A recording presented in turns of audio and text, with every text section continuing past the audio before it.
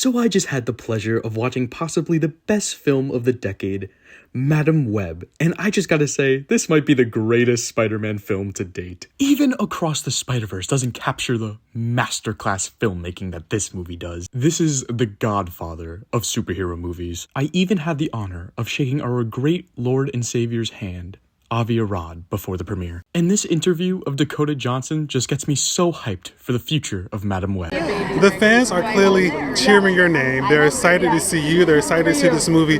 Dakota, you're finally in your superhero era. Are you pinching yourself?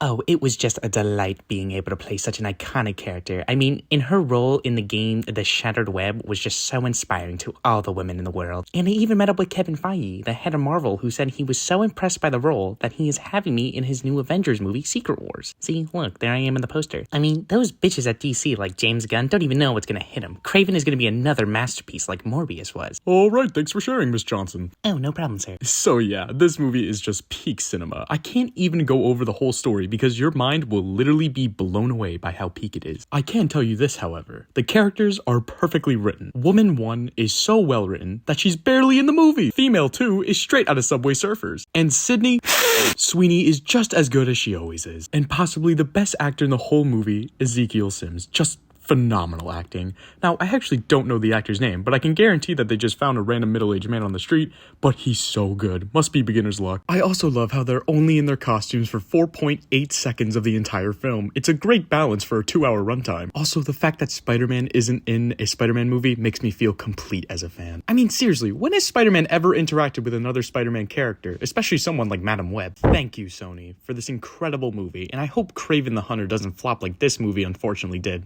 Overall, 10 out of 10. Peak.